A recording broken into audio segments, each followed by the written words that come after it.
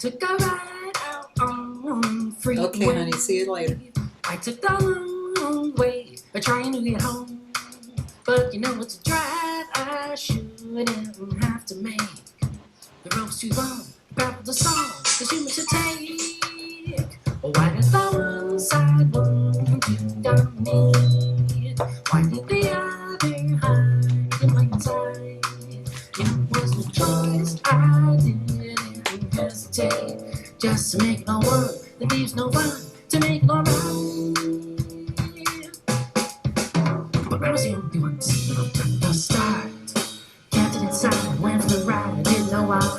In my heart, you came to me, decided just to put a winter jacket. It wasn't cool, about the world, go to school, and the life was in your name. Now that the success behind me, I take no joy in losses made. We're going down to a whole new world, and what we do. You know, mine's the key, the happiness free, there's no to blame.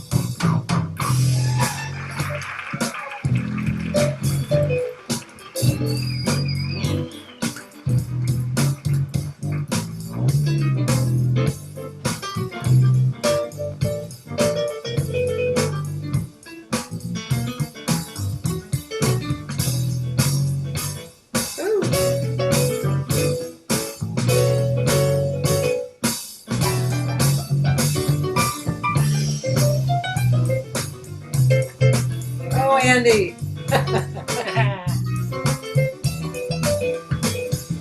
It's just a kid then.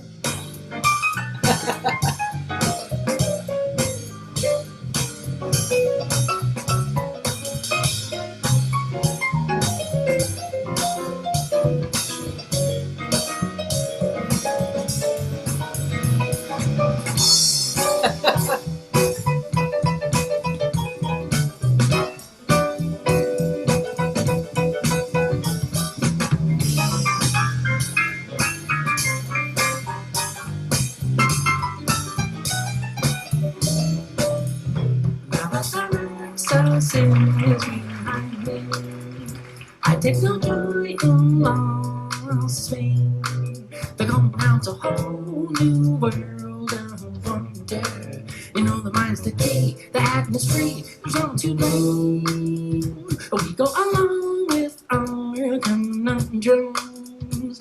We take the way that hurts the least. It's not what the way that hurts really says. The life of control, the joy in our soul, the path to peace. I was the only one to see it from the start. Kept it inside, went for the ride, didn't know why. In my heart, you came for me, decided just to put a winter jacket. It wasn't cool about the world, go to school, and the life was in your name. Woo!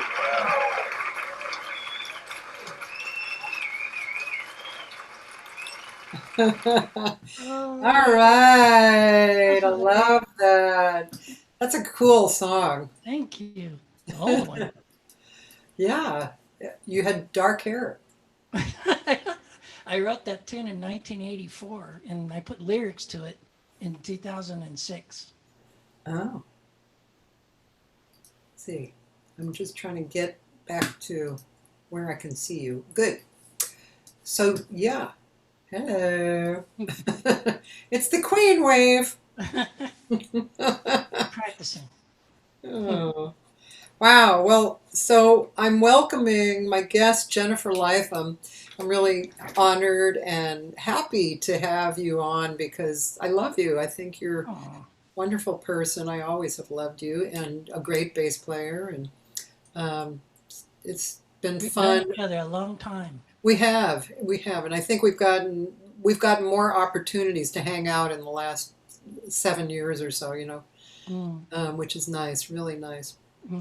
That's the first time since we've been in isolation, though. Yes, it is. I remember Yes. seeing you on an airplane, like way back. Oh yeah. It's like in the early '90s or something. I bet we I'm were looking at you. going. I'm thinking that's Cathy Segal-Garcia. I know that person, but Yeah. I didn't want to say anything, because you'd Why? embarrass yourself. Hey, aren't you? But it turned out to be you. I think we might have been going or coming from a IAJE. I don't remember. I think I was playing for Meltor Mave somewhere. I think it was just one of those things where you were flying to a gig and I was flying to a gig, but we were connecting and somewhere out. One of those things. But it's always That's nice to so see weird.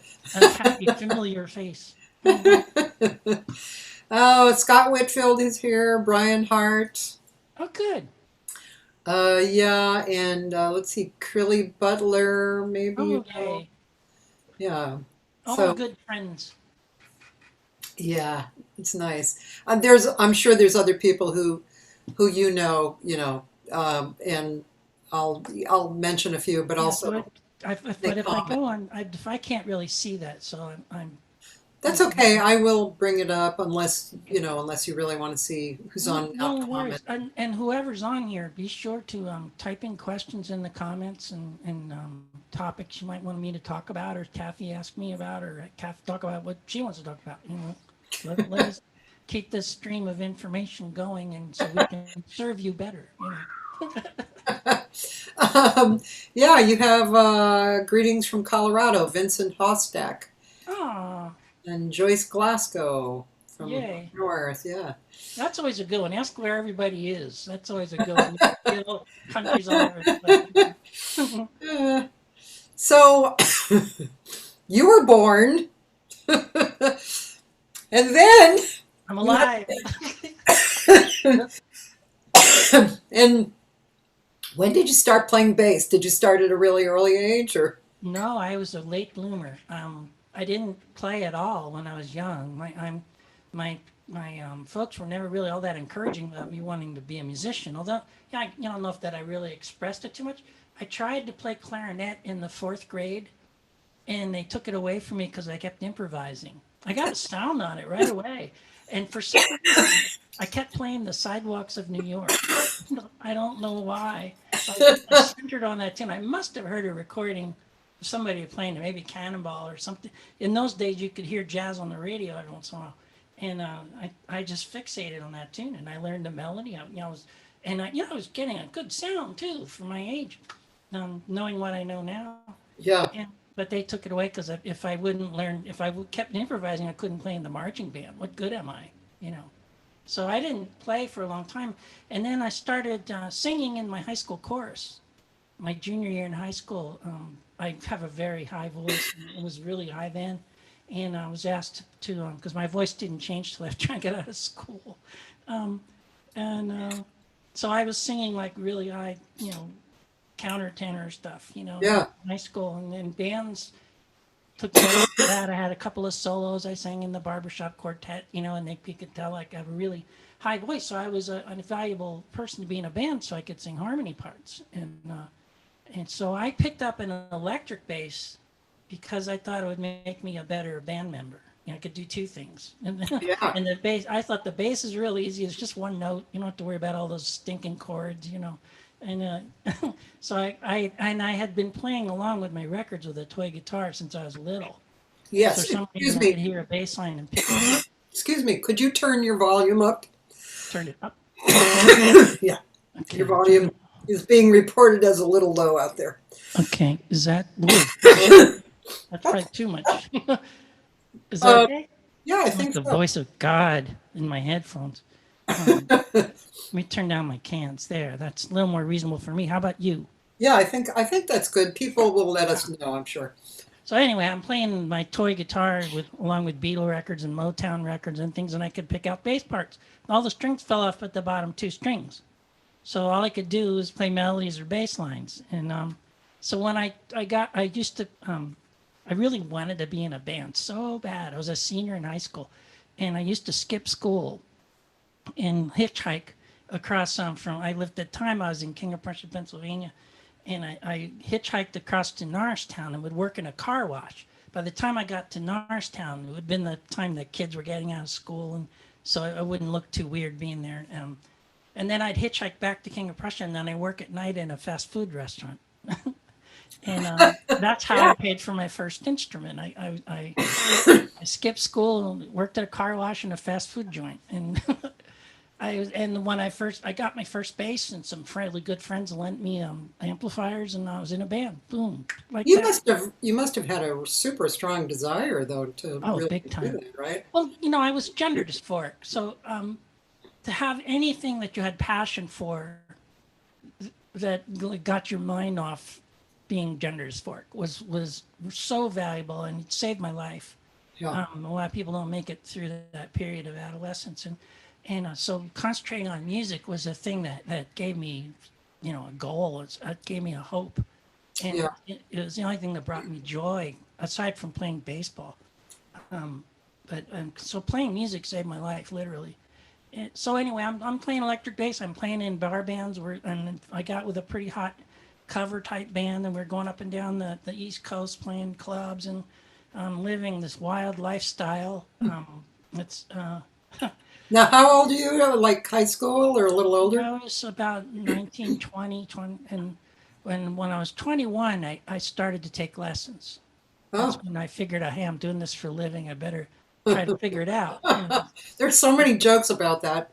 Yeah, right. Because I didn't know major from minor. I mean, it's Yeah, just what yeah, I heard on a record, and I could, So yeah. I started with a guitar teacher at first, Chuck Anderson, in Berwyn, Pennsylvania, and he had a teacher teaching in the studio we had who taught string bass, Al Stoffer, and I would sit in the waiting room listening to Al teach, and I just loved how he made everything so non-mystical. Yeah. He was a guy that taught people a means to an end, and I think I was just at the right age to grasp that concept. Lots of younger ones don't grasp that. That if Yeah. if you do this one task in front of you, and you work at that really hard and you do it really well, then you're ready for the next task. And Yeah. then you work that really different, then you're ready for the next task. And you keep moving up these little plateaus, and you do it in increments. But if you try, you think you can go from here. You want your goals to be here. You think you can go from here to here. Yeah. You ain't gonna get there unless you Yeah. do this. Yeah. Yeah. Yeah. Yeah. So he taught me that concept, and I trusted in his teaching, and within a few years, I'm playing string bass and playing in big bands around southeastern Pennsylvania, Ah, and then reputation kind of grew, and I started to play shows. I played in the Catskills and the Poconos, oh wow. and playing in house bands and stuff. I play with We every have to talk about the Catskills a little bit too. But sure. go ahead with your your And then timeline. so I'm playing the Pocono Mountains, and I took a little bit of time off at that point. I kind of had a little bit of overkill, and I wanted to concentrate on studying really hard. So I spent about a year in Philadelphia where I didn't really play very much. I played a lot of softball. I sort of Yeah, got back I into my remember talking to you about that. athletic stuff. Yeah, Yeah, you were really big into that, yeah. right? That's when I played softball, and then I got asked to play on a semi-pro hardball team. Played on that for a little while. Oh wow. Was actually scouted, but they thought I was a lot younger than I was. At that point, I was what, 22, 23. So I was a little bit over the age where they're, you know, and I doubt I would ever have gotten farther than the lowest rungs in the minor leagues. But anyway, that was an interesting time. I sort of regrouped and retooled, and then I started to play jazz a lot more. That's when I started to play with some of the people in Philadelphia. Like my first big one was Gloria Lynn. Remember this? Oh, wow. Gloria Lynn? Yeah. They had me play for her. It was really great. And there's a place in Germantown where I played with Philly Joe Jones and Hank Mobley. And I was just, Wow. I was 23, but I looked like I was 13.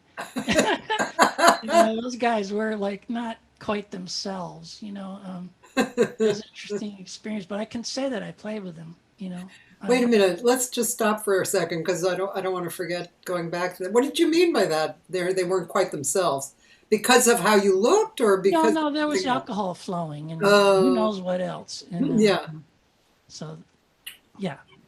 Okay. So And they were. I was just like wet behind the ears. Like as far as jazz goes, I was just getting my feet wet. And Yeah, yeah, yeah, it's yeah. nice of them to ask me. I mean, they hired me because I would work for $10.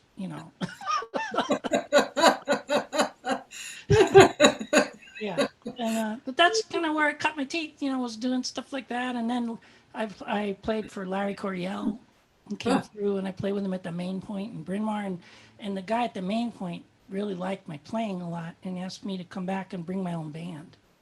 And that's when I really started being a band leader. Was way back then. I used to have this beatnik band with a really great Latin percussion guy, Carlos Rios, Oh, from yeah. Puerto Rico, played bongo drums and Yeah. and killer player, and I had a guitar player and a flute. So it was four of us. That was my beatnik band. Yeah. And we did the Main Point. Main Point was kind of the big deal in the folk world and acoustic music world around Philadelphia. James Taylor played there. Joni Mitchell played there. Like all these really big stars. Yeah. So it was quite a feat, to get a booking like that. So I played around Philadelphia, and at this I went back to playing shows. Though I started playing at Palumbo's nightclub in South Philadelphia because I needed the money. It was a steady income, and the band was really good at Palumbo's. The drummer was one of the best I've ever played with. Carl Mottola became a good friend of mine. Taught me a whole lot about reading. And at Palumbo's, I got recruited to play on Woody Herman's band. I'd been asked when I was in the Poconos, I was asked to play on Buddy Rich's band, but I turned it down. I was too Wow. scared. I probably wouldn't have lasted at that point. I probably, but He would have yelled at you good. big time, and I looked girly. Yeah. Wouldn't have been good. But Woody's band was a different story. I'd heard much nicer things about Woody Herman, and one of the guys in the Palumbo's band, Jim Bernard, was a trombone player. He said, "If you don't take this gig, you'll regret it for the rest of your life." Wow. So I took it on an audition basis. Really, they were coming from New York, going down to Washington D.C. They picked me up by JFK Stadium in the parking lot, and I got on the bus. And that night, I'm playing with Woody Herman, Oh my and God. Wow. I made it. I played, and it was a great experience. I was with Woody for about 6 months, and that Wow. was my first time in California. Was playing with Woody at the Hollywood Bowl Oh, Playboy Jazz Festival, 1981. was that like and so was it was a bus? Yeah, Yeah. bus, So, mostly bus. We flew a couple of times, but it was all 500 miles every night in the bus, and all one-nighters, and it was pretty grueling. But how does that feel? I mean, I've talked to people about that, but how does that feel to be, especially a young person, with all those guys? I'm sure it was pretty cool, right? I mean, I besides actually the was one of the older ones in the band. I think I was oh, 26 really? when I was on Woody's band. What? 26, and the band was all from Eastman School of Music. Most of the band, and a couple of Oh, other places, but mostly Eastman School of Music. And they were all like just out of school. They were all like 23, 24. So I was a little older. But I was from the streets. I didn't have a degree. I just took private. yeah, So there was a little bit of a schism on that band that way. And I wasn't from the old school. That wasn't part of their team spirit. Um, but it was really fun. That music was super great, and you could be so bedraggled. But Woody's band was great in that everybody got a chance to shine. yeah, So everybody's head was in the game because they knew they were going to get their moment, and you didn't want to. I don't know if it's like a band of brothers. Like you didn't want to let anybody else down because you yeah, didn't want to let you down when you're out there alone in front. So it was a great spirit on that band musically about sitting on dynamics, and played some of the fastest tempos I've ever played in my life in that band. really. It was a great, great experience. Woody gave me a really wonderful lesson one time. The first time I played with him that first night, they called Caledonia, which is a blues is super fast. We were doing choruses of blues in 6.5 seconds. That's how fast it was. And That's fast. didn't know human beings could play that fast. The first time they called it, I wasn't familiar. And, and I'm trying to play real interesting stuff, like real interesting bass lines. And Woody came to me after the show and said, kid, you swing your ass off. You got the chair. But just remember this. It's not a crime to repeat notes. It's one of the greatest bass lessons I've ever had in one sentence. It's not a crime to repeat notes.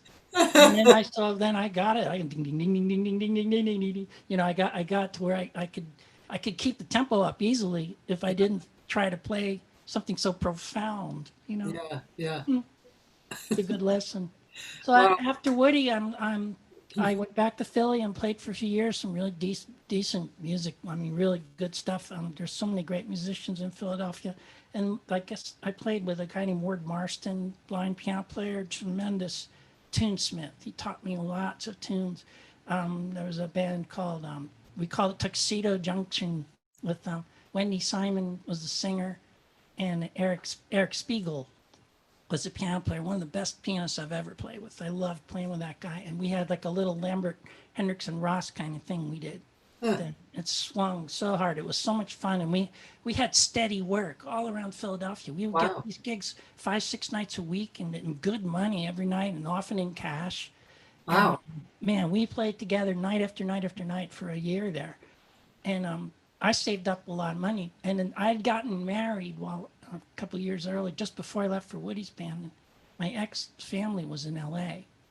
And I had met all these people on traveling, like Slam Stewart and George DeVivier used to come down with Jimmy Roselli and play at Palumbo's, and I got to hang with him a lot. And they're all telling me that I need to go to New York or to Los Angeles, one or the other. That staying in Philly was not going to be a good place to have a career. Now, in hindsight, I'm not quite so sure about that. But back then, it was either New York or LA. I didn't have anybody. I knew a few people in New York, but I couldn't have afforded to live there. But my ex's mom lived in Garden Grove out here in California. So we moved out to LA, and I had loved being near. That one day I spent here playing at the Plainly Jazz Festival. I thought it was jazz mecca, like 70,000 people screaming for jazz.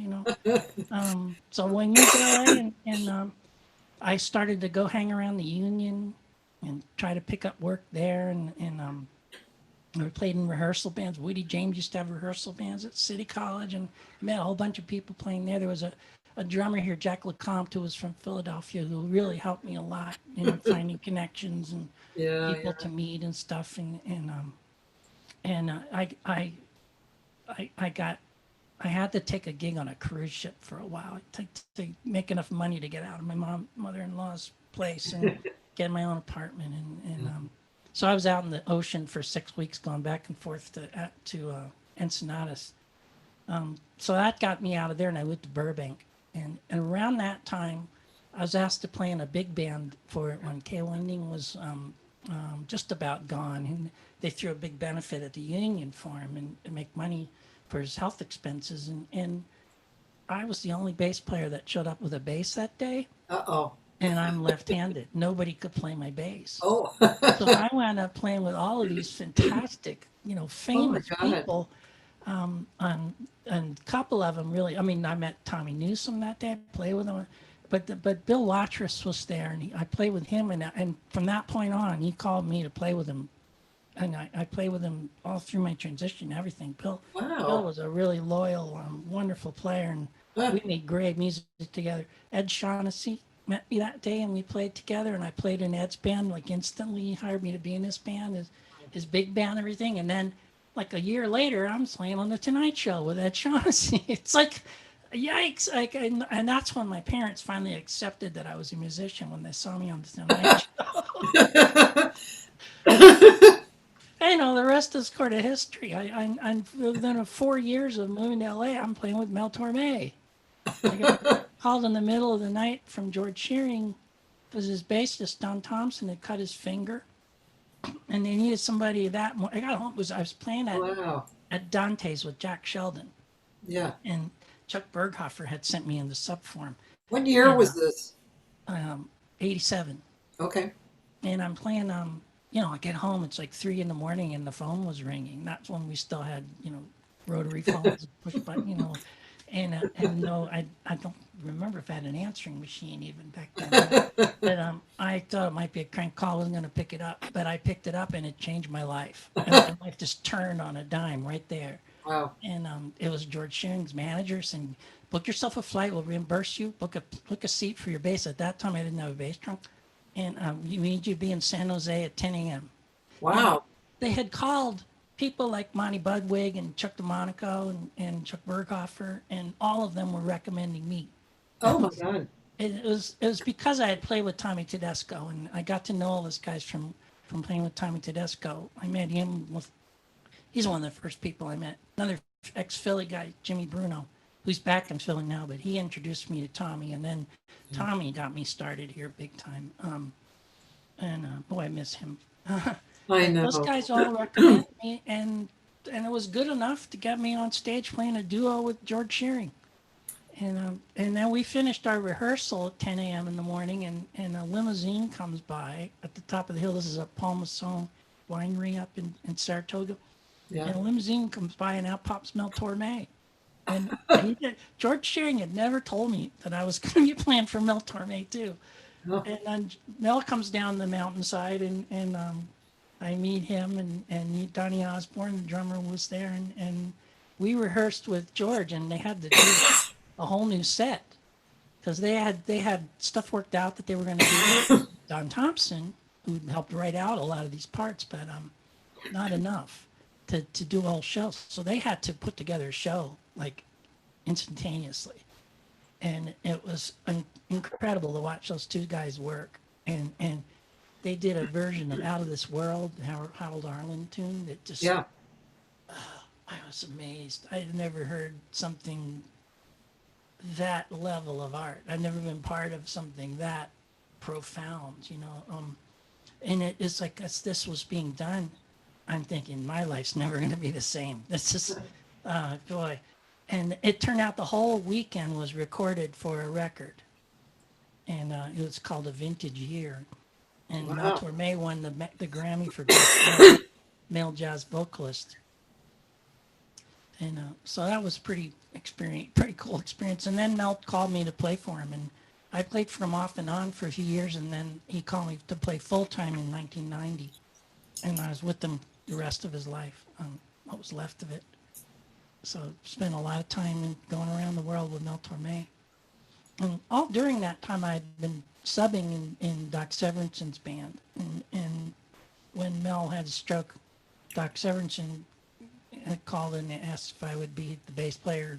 After the Tonight Show ended, they were doing road tours, and several of them were with Mel, where Mel used the band as his opening act, and then he would do a set with the Tonight Show band. And Ed Shaughnessy came along with Doc, but I played the bass for Doc. And that's when I started to play for Doc too.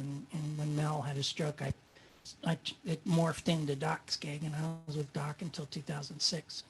And I've been on my own ever since, trying to do my own stuff. About 14 years of trying to be a solo artist, of being. So I don't get called that much to be a side person anymore. Yeah. Since my transition, the transition was with Doc. And that was was it 2006 or it was a little earlier? Or? No, it was 2001. Yeah. Mm-hmm. Yeah. So, yeah, just coming into the, what happened after that. That must have been, I'm assuming you didn't really turn down work. No. Is that correct? So, but you were like working more as the leader, right? Well, at first it was out of necessity, Yeah. because my phone wasn't ringing. For whatever reason, people are transphobic, or they just are uncomfortable and don't want to talk about things like that. And personally, I don't either. I just want to play music.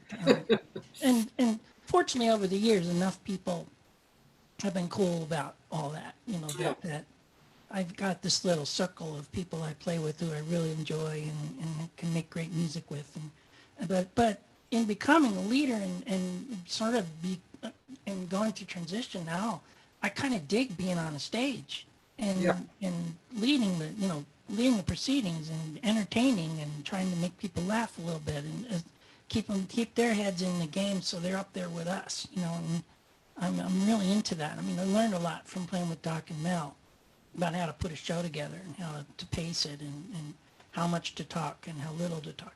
Yeah. Yeah. So I really love doing that. It's become a passion. Yeah. So I don't mind being the leader. I like it. I Yeah. like Yeah. calling the tunes and I love writing songs and putting them out there. Yeah. I'm not sure if it's just me getting a buzz from your microphone now, but there's It's like a little something's kind of, it it seems like, maybe I'm overheating. My interface tends to overheat. sounds like it's buzzing when you speak. Um, Mm. yeah. Um, You might want to switch it off and on or something. that's a good idea. One second.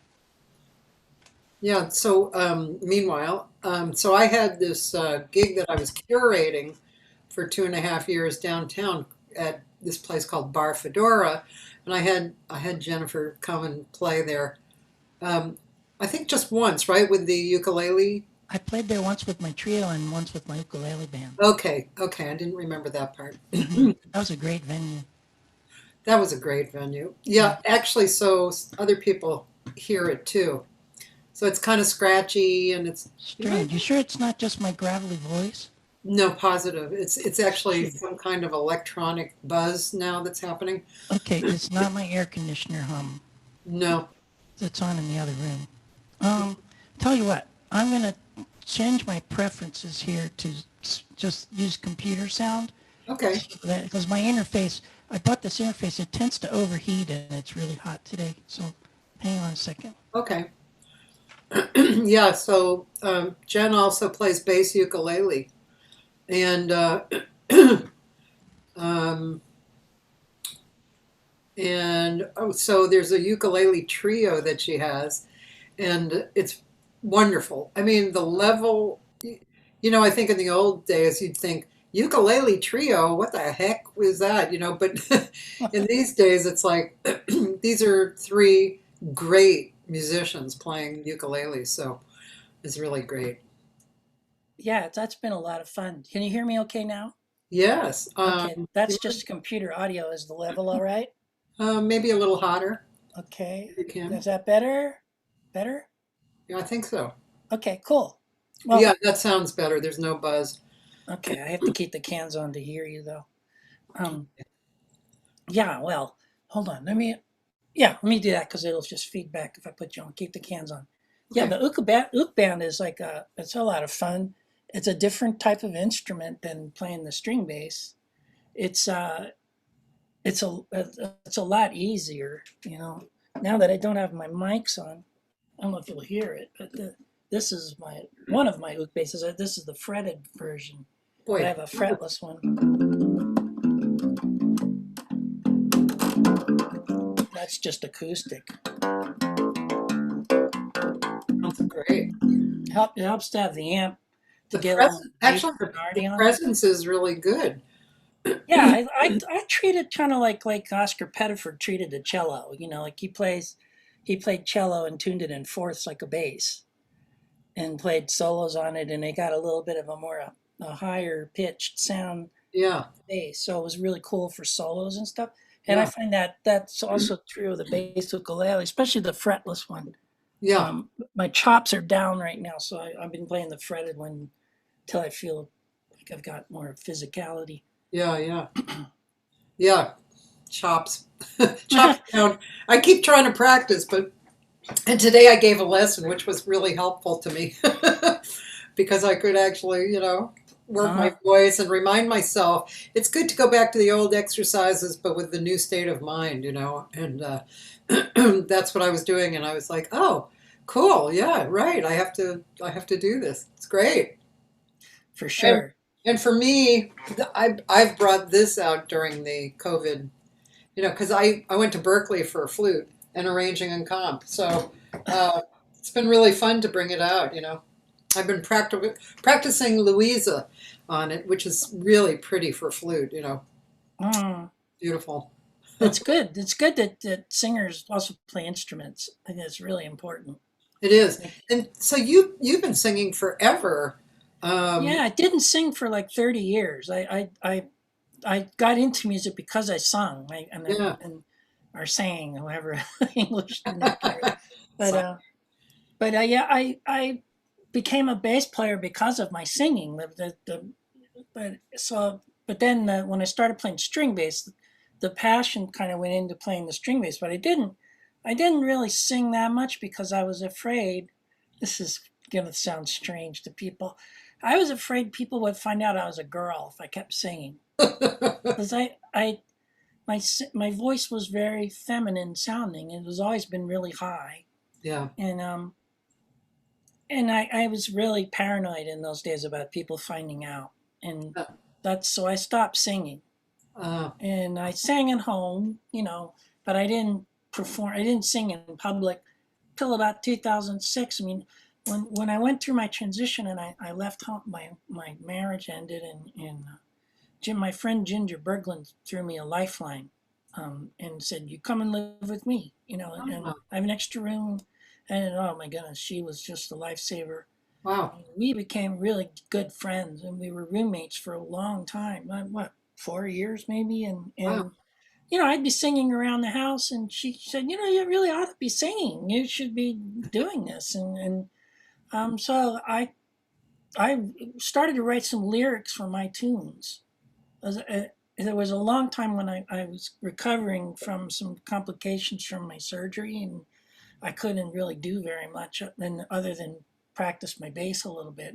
And I retooled my bass playing back then, and I came up with all this solo material, and I wrote a lot of songs, and I put lyrics to existing songs, and because I wanted to re-record them so I'd have a chance at getting them out in the world with people saying the right name. If they're going to play on the radio, they wouldn't have to be tongue-tied about my name. Um, so that's when Split Brain played behind the show. It was one of those Oh, tunes. That was an older tune that I'd written that I put lyrics to right around that time. My train is leaving the station. I can't remember what started this thread. let's see. We're talking about singing Oh and yeah. singing, I guess. Yeah. Yeah. So anyway, that's when I started singing again. Was in the recording studio for the album The Real Me. When I recorded all those tunes, that was the first time I sang in front of Uh, anybody other than Ginger for 30 years. yeah. And then I started trying to do it on the gigs, Ginger gave me a lot of great pointers. I have a friend in Wisconsin, Kenny Bothwell, helped me with my singing too, and over the years I've took some vocal coaching from Juliana Gondek. Do you Yeah. know her? Yeah. So teaches well, I don't think she's teaching anymore, but she runs a department I think at UCLA for classical. She's phenomenal, but Yeah. she really helped me out a lot with my singing too. Yeah. Um, and yeah, it's a work in progress. I'm still trying to get comfortable singing and playing at the same time. Yeah. Yeah. It'd Yeah. be fun to just sing sometime, not play the bass. If what I would do. Yeah. I'm surprised you haven't done that. Like, kind of sit on the, the stool and It's have a the piano. chanteuse. I could Exactly. wear something nice, I guess. But I don't know. There's something that I don't know if it's an ego thing or whatever that I haven't brought myself to that point yet. And maybe I don't have enough of an ego. Maybe that's what the problem. I know. I would think it would be that way because, because I do know people, musicians, instrumentalists talk about, being comfortable sitting behind the drums and singing or, whatever instrument they are. Mm, They're comfortable. And then they'll make comments like, I don't know how you really get up in front of people and, bare your soul. And, mm. it's just, it's familiarity, right? I It's, guess I felt that way about talking to the audience for a while there, where I really didn't feel like myself unless I had a bass in front of me, and then yeah, I could talk. But over time, that's changed. Now I don't mind standing in front of a group of people and talking. I do it a lot. yeah. Yeah, yeah, it's interesting how my inhibitions have sort of gone away. Yeah, you think? I don't care what anybody thinks. I don't know who got through what I've gone through. You care what people think, you know? Yeah. Not to mention the physical change you've gone through and the emotional change. But then as we grow older, then and we just stop particularly being worried about it. It's like, That's true. I when I turned 60, I was like, I don't really care anymore. And I remember Gene Strimling, remember him? Yeah. Drummer. He told Wow. me, he said, when you turn 60, you're not going to give a shit. And I was like, really? Okay, well, I don't feel like I give. It was funny because I didn't feel like I gave a shit before, but then when I turned 60, I really didn't give a shit. Wow. Hmm. um, yeah, well, I just want to jump into the question. Wait a minute, I have Have we had questions? I can't tell. a. I would like to jump into a deeper question. Okay. So when let's see, I did have a particular question. It's about the transition, and it was. I think what I'm curious about is like when you were close to doing it, and having the real transition happen, the physical transition. Did you have a future in mind? Like, did you think about what the future was going to be like, or were you just like walking, like like one foot in front of the other, like, okay, I got to do this and I got to do it now? Well, I thought I was going to have to stop playing music. I didn't think I'd have a career in music. And I was seriously thinking about enrolling in the Shiseido Makeup Academy down in Santa Monica and become a makeup rep. Um, I heard that there's a trans person that's really high up in the hierarchy there, and that they were really accepting, and I dig makeup a lot, so I thought I might have a chance at getting better at it. I don't profess to be a makeup artist, but um, so that's what I thought was going to happen. I didn't think I'd be able to keep a career going.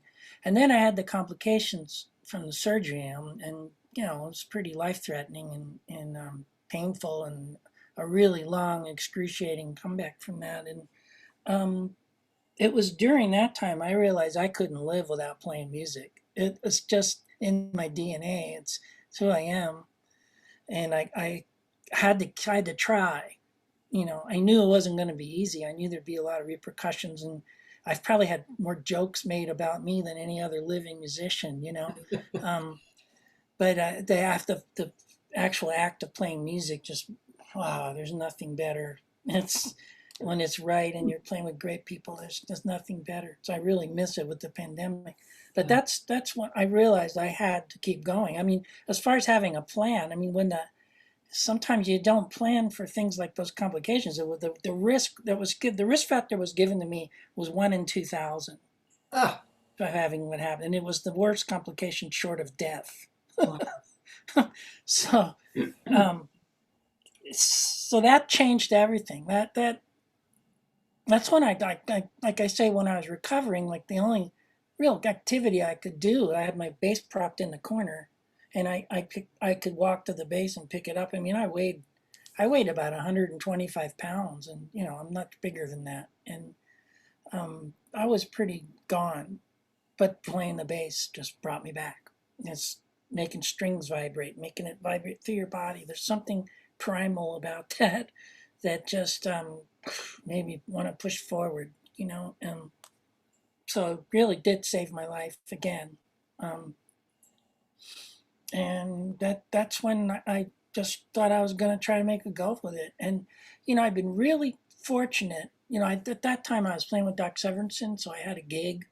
I had Mhm. some income, and Doc knew about my gender issues and was very supportive. And so I knew I had some security, at least for the short term. And so I played with Doc full time till 2006, and was able to pay off some of the huge expenses I had gotten. At that time, there was no real charitable groups that would help musicians, and frankly, back then, no one would help me because I was gender. It was gender issues. Yeah, yeah, That was considered something cosmetic then. yeah, But it was pretty serious stuff. yeah. Um, but I had a few patrons step forward. And that's when my patronage started, was around that time. And I'd had backers before in the past that helped me make records, Yeah, yeah. but I started to have patrons that started to help me just in my everyday expenses, Wow. just try to keep me afloat, especially after I left Doc. And it became, it's funny because I never asked for anything. It was all just serendipity. It was just, I was playing at Cafe 322 one night in here in Sierra Madre with my band. Or no, I was playing with Jack Sheldon's band. And and he announced I was going to be there the following week with my band. And that following week, I'm playing there at the end of the night. I look in the tip jar, has seven $100 bills in it. And as you know, playing in a little club or whatever, that rarely happens. Really. And I'm looking out at the audience, like, who did? And there's this little lady, this little pixie lady sitting there, smiling with a huge grin, and she became my mom. Um, Wow. she had heard me play with Jack, Huh. and she really has looked out after she passed away. But her husband is still in my corner. Oh. So I don't know where I'd be without those kind of folks. So that's incredible. Yeah, that's really Yeah. And incredible. then there's other folks too that have stepped forward. And as you probably know, in my last 4 records, I was able to do because I did crowdfunding Yeah, and people paid for them. yeah. And then, I've started to get some traction on Spotify with some of my tunes. I That know your Spotify thing is like crazy, right? I've got my tune "Stick It in Your Ear" has like 2.5 million streams now, and I did a version of "I'm Afraid the Incredible. Masquerade Is Over" on my Loot Swings record, and that one's got like it's over 1.5 million, I think now. It's wild. Uh, And do you yeah, see money from that? yeah, I do. It's Yeah, not great, but it sure beats a stick in the eye. yeah, yeah. It's and it's wild in that it's my vocal tunes that are catching on Spotify. It's the stuff I'm singing where I can't get arrested on jazz radio and terrestrial stations. They won't play my singing at all. They don't know how to handle my gender. I think that's why it happens. Because it doesn't seem to bother people on Spotify. That's cool. I was thinking, um, you know, you probably don't know this, but maybe other people have experienced this. But so every now and then, because I knew you as John, also, like now I'll say John or I'll say he or whatever, and somebody will say, Kathy, watch that, and I'm like, I just don't feel worried about it. It's like, it to me, it means that it's you who I'm interested in. And I mean, yeah, I Well, can. the trans people have a name they call it dead naming. And if here and there, it's give anybody the benefit of the doubt. It doesn't upset me. Yeah, But if someone habitually does it, then, yeah, then it becomes kind of rude. right. I Um, I get that. but I'm in a situation where my previous name was a brand in a business, Yeah, and I've changed my first name. I've kept my last name, but it so I have to constantly reference if I want to talk about playing with Mel Torme or George Shearing or Doc, even the old days, or Bob Cooper or about Bill Waters, any of these great people, Benny Carter. Um, I have to use my old name, and then writers use my old name, oh, and like the All Music Guide lists me as two different people, oh wow. as though I didn't play on those records. Somebody named John played on those records, you know. Wow. And that hurts a little bit, but it Yeah. is what it is. I mean, if I, if I could get through the complications I got through, I can get through a little bit of dead naming. It's just it is what it is, and Yeah. and hopefully by me being out and open and talking about things that generations from now nobody will care. Yeah. It's all going to be normal. Yeah. So I won't let it upset me. Yeah. Cool. Can we hear? Let's hear something. Sure. I mean, you sent me a bunch of links, and Yeah, I thought you'd do your homework and play them all, and you didn't play them there's a lot of them all. there. Well, talk about dead naming. When you want to play one of the Mel Torme ones I sent you? That would be great. Yeah, play Three Little Words. That one just popped up on YouTube a few months ago. Okay, let me. Was that was on your right? Yeah, it's on the second one I sent you. I sent you two different emails. I'm looking. Let's see. Three Little Words. Yeah. This was at the Ambassador Auditorium. Uh-huh. I think it was '94 when we did this one, and we were at that time we had been doing tours around the world. We did an album in Japan with Ken Poplawski and Peter Appleyard, and Mel was doing this Benny Goodman tribute. When we did the tours with Doc Severinsen and Mel, Doc had all these really wonderful, like King Porter Stomp and all these great Benny Goodman charts that were scored out for the big band of Tommy Newsom did these great charts. Yeah. And Mel really dug some of that stuff. So he got the idea to start doing like a Benny Goodman vocalese kind of tribute thing, and so we did tons of tunes that were associated with Benny Goodman, and it was really a lot of fun. It swung so hard. And for this Ambassador Auditorium gig, it was just a one-night thing. It wasn't a part of a tour. So Mel wanted me to get he hired me to contract the band, the local guys. So he brought in the regular piano player, John Coliani, and the regular drummer, Donnie Osborne. But he wanted me to get the clarinet player and the vice player. And I had my dear friends, Gene Estes and Abe Most. Oh, God. On it, and these cats they knew Benny Goodman. They knew this stuff. And, oh, my God. And so they were reading this stuff. It's quite a story. It was quite an interesting day. And they were, for the show, they were both pickled.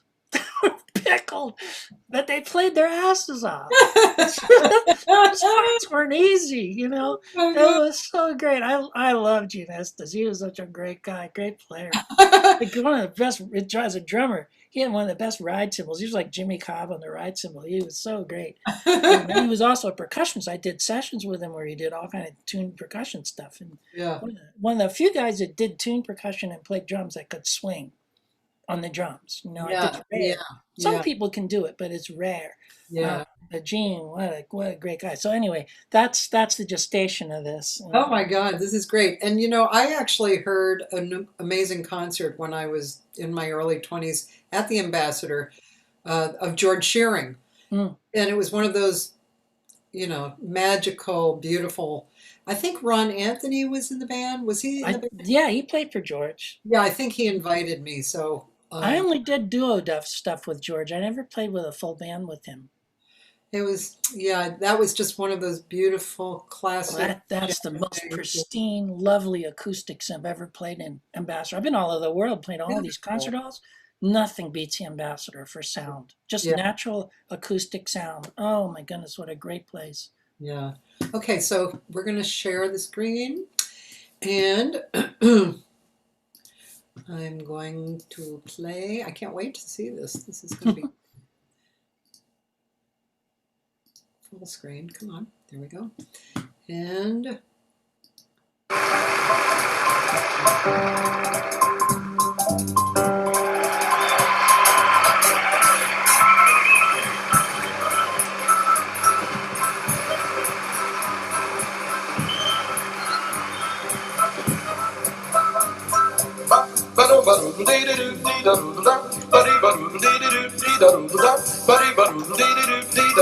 oh, baby, how I long to hear those three little words.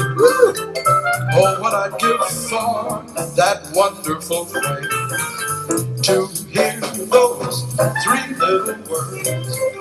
That's all I'd live for the rest of my days. And what I feel in my heart, they tell sincerely. No other words can tell of happy so clearly as three little words, 8 little letters that simply mean I love you.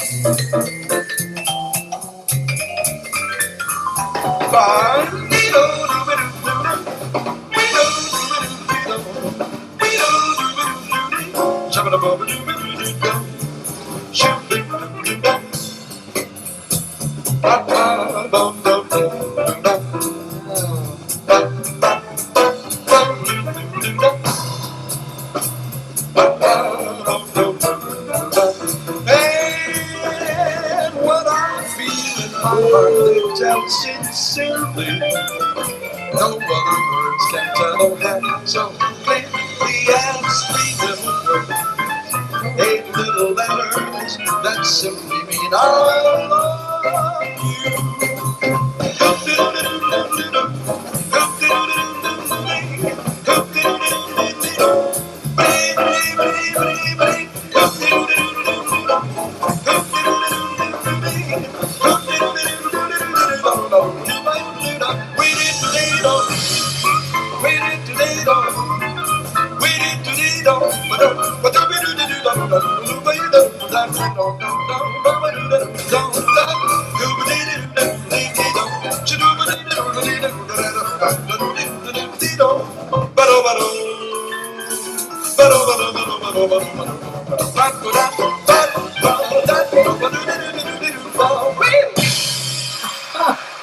Wow. Damn. Wow. Hmm. That's really something else. That was totally swinging. I could really hear your playing too there. Yeah, that was a DVD that they filmed, Wow. that they sold for a while on VHS. I don't think that's available now, but Wow. every once in a while, people will record it on their own systems and put it up on YouTube. Often stuff gets taken down, but that one's still up, thank goodness. Wow, that was totally swinging. Oh my God. Hmm. And Yeah, the band sounded like big, large, right? yeah. Well, Mel wrote that arrangement. He wrote all those backgrounds for them to play, and of Wow. course, we're fooling around right and left in the rhythm section, but Mel gave us complete freedom, to do what we thought was right. Um, Your playing was so solid and musical. Wow. well, it was great playing for Mel in that he had perfect time. His time was insanely great, and he could, if he wanted to sit back on a phrase, he could snap it back. Like it was just so beautiful that it's one of those times when the time is right, your instrument plays itself. Yeah, And yeah. that's kind of how it felt. And there's a tune we recorded on one of the Christmas album that we did with Mel called "Good King Wenceslas." Mel wrote this arrangement of it. That's really fun. It's like it goes all different directions. It's so much fun to play, and a lot of the opening of it is just me and him, just me walking and stuff. And God, the time feel he had was so beautiful. It was so beautiful, I just felt like he was inside my head when I was playing. And hopefully it was vice versa. And he kept me Yeah, around, so I yeah, guess. right. I guess it was. Boy, I miss him. I Oh, miss him dearly. He was a funny guy. He was a he was such a prankster. really? A lot of people thought he was mad or doing stuff, and he often was putting people on. He would, I have so many stories. Oh God, there was one time, Mel. was bugged at John Colani, our piano player, because he kept smoking all the time. And Mel was a real virulent anti-smoking person, and he was going to fire Colani. He was sick of it, and so he had me bringing piano players up to his house in Coldwater Canyon to audition them. You know, the grand piano and his music Yeah. room. And I forget if it was I brought Brian O'Rourke up there. I also brought George Mestahazy, and I forget which one it was. But we're standing at the front door, and I was going to Wait a minute. Wait a minute. Let me just say to the public the two choices of these piano players: Brian O'Rourke, genius piano player and extremely quirky. He's so much fun. He's And crazy. yeah, and George Mesterhazy, brilliant and also very mischievous and brilliant, gorgeous chords and stuff. Oh my God. Okay. I'll tell the George Mestahazy story then, because I'll combine these two. Okay. Okay, so Mel tells me I want a piano player that doesn't smoke. I want somebody that looks good on stage, and plays great, and accompany. And George Mestahazy would have been perfect for Mel, but George smoked, and George was a bit of a slob. And I called George and I asked him to do it, and I told him, now listen, don't smoke. He doesn't want to have a piano player that smokes. If you want this gig, you got to stop smoking. And when you come to this audition, don't smoke, and look good. Wear clean, nice clothes. And so I meet George in Mel's driveway before we knock on the door, and George looks like he pulled his clothes out of the hamper. He's got just rags hanging off of him, and he reeks of cigarettes. He reeks.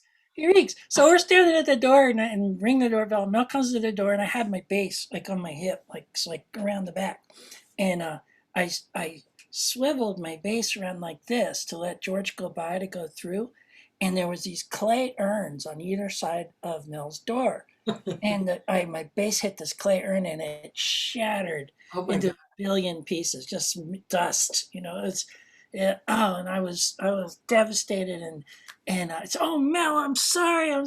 And he calls his wife, says, Allie, come here and look at what he did. Look at this. And Allie comes to the door. She goes, oh no, that's priceless. I don't know how we're going to replace that. And Mel, yeah, oh man, I said, Mel, don't, you can take it out of my pay. I mean, he said you couldn't afford it. I felt this big. So we go in to do this audition, and George is at the piano, and Mel is behind him, sniffing him, like this far from his shoulder. And we played like Stardust, and George was fucking awesome. That was a match made in the heavens. Those two, George played great, and then he called Day In Day Out, which was a closer that Mel would use, like as the second, sometimes the third encore. If we kept going, he would call Day In Day Out, and it's super fast. There's another story with that one, but but it's really fast. And George just read it right down and just sailed through it. But he didn't get hired. And now, for like the next year, I keep apologizing to Mel about his urn. I'm so sorry, Mel. I'm so sorry. He said, oh, that's okay. And he always acts hurt, whenever I tell him I'm sorry. So I happened to get called. Something happened where Andy Simpkins couldn't make the Santa Fe Jazz Party, the festival that Bumblebee used to put on in Santa Fe. And so I got called to go sub for him there. And I'm in Santa Fe, New Mexico, and I'm walking around the town. And I happened to walk by a Mexican pottery yard, like outdoor thing. And I look, and there's the urn. Same exact urn. Exactly, to minutia. And so I walk up, ask, how much is that? They said $3.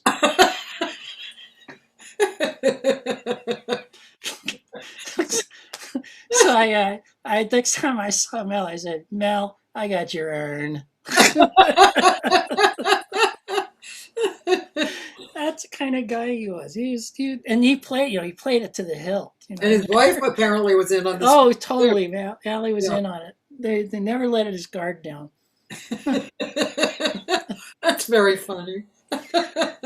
We were in the St. Louis airport one time, and connecting. We had one of these long layers of them. For some reason, I think it was when TWA was still around, and they had the Admirals Club, and the Admirals Club was closed for construction or something. So we had to sit out at a little fast food thing on the terminal. Yeah. And we're sitting there, and this old lady walks up to Mel, and "Are you Mel Torme?" And he looks at her, and I know what's coming. And he goes into it. He goes into his announcer voice. "Yes, I'm Mel. Yeah." And she says, "Do you still sing?" And he says, "No, I run an airline now. I'm just here to check on the planes."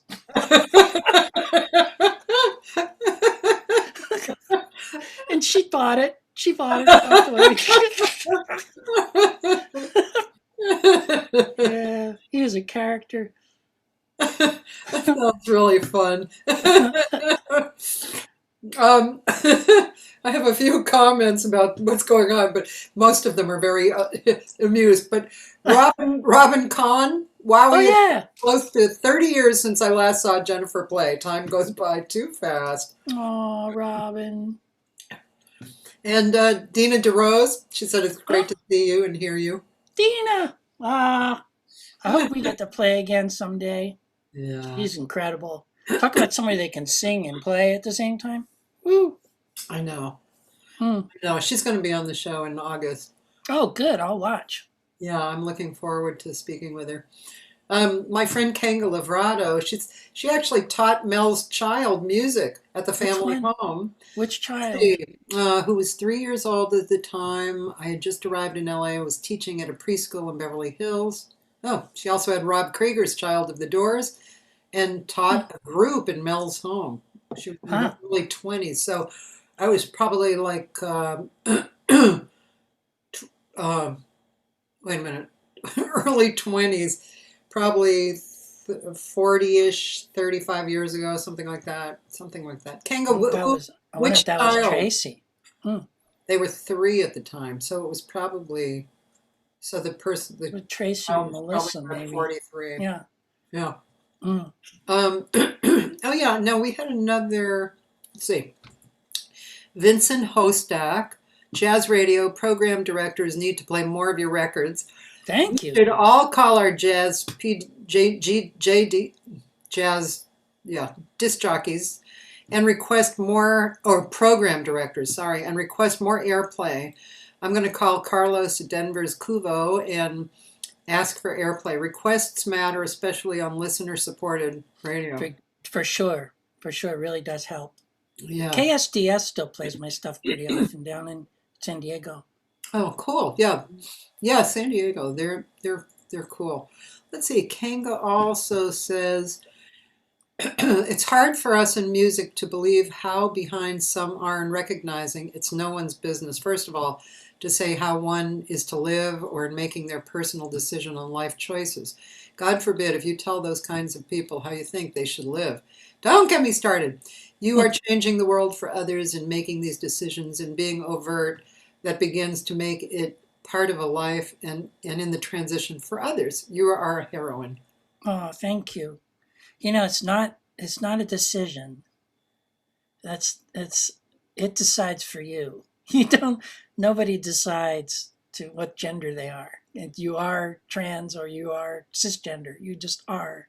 Yeah. It comes to the surface eventually if you try to subvert it.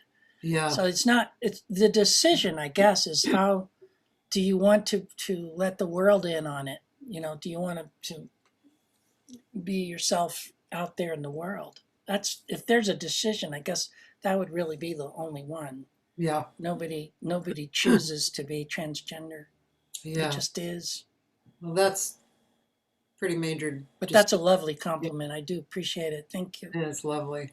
Catherine Davis, great to hear this again, Jennifer. I go through the same thing with scientific publications. It's hard to eliminate one's past, even if you wanted to. Like you, I'm proud of my pre-transition life. Thank you for sharing your life with everyone. It's so helpful to many trans people. Looking forward to seeing you live again. I must be Catherine with the trans chorus, I think. Catherine Davis. Yeah, I think so. Yeah. Yeah, thank you, Catherine. That's lovely. Yeah, and then I had an interesting question here from Xenia Sandstrom McGuire Oh from yeah, she's yeah. Facebook friend in Minnesota. Yeah, she said, "Do you sense that after transition? Did you sense after transition your musical ideas, approach to improvisation, and creativity flowed more freely? Was there more clarity in your own perception of music and art?" That's a really great question. Um, there's varying factors. My transition in 2001, I didn't, after my surgery I had surgery in 2002. I had this long period of recovery when I was, very down from the complications, and I worked really hard at sort of changing my approach a little bit to the bass. I stopped sitting on a stool because I had a colostomy at the time, and Oh, I couldn't sit down to play anymore because of that. So that's why the movie's called I Stand Corrected. So oh, I started to stand up to play the bass, which was a change. And I think because I was being authentic finally, and I wasn't worried about what people would think of me. I couldn't care less what people would think of me. That I think my playing relaxed a little bit more. yeah, That I wasn't playing to prove something so much. Like it wasn't like when I was playing with Mel Torme and stuff that I was playing. I got to prove I'm great. Wasn't like that. That was so purely musical that I didn't think about things like that with him. But in other situations, maybe in studio situations or big bands around town here or something. Maybe I was trying too hard. yeah, That it could have been. You build up this rough edge that edge is going to keep people from questioning you. Or suspecting that you might be something you're not presenting. yeah. Um, so I think after becoming an authentic person, yes, I think I did calm down a little more, and I think I started to take a little more of an artistic approach to Uh-huh. playing. Yeah, Certainly, I became a band leader and led far more gigs than I had done before, and so it affected me that way. Um, and because of my recovery, I practiced a lot. I mean, I usually practice, and I've always practiced and never really had much problem with the motivation until the pandemic hit. I have really haven't practiced like I usually do since I've been in isolation. yeah. Um, but you'd think I would practice more, but I don't know. There's something depressive about this situation. I think. No, a lot of people Um, say that they're not practicing, especially what they normally do, like me as a singer. I'm practicing more flute and piano, or rather than practicing my voice. I'm singing a lot. I am. I must say, I work on my exercises and I sing to my cats all the time. My cats like my singing. They hate my bass playing, but the cats like my singing. Interesting. um, but yeah, my playing has changed a bit. I think. I think there's a certain physicality that changes about you going through the hormone treatments and things, and that uh, although my hands are really muscular and very wide, my hands Oh yeah, became very wide from having played bass all these years. Your physiology changes, um, but I feel a little more independent movement in my fingers. There's something in your hormonal makeup or whatever you want to say that I just feel that my fine motor skills might have improved some.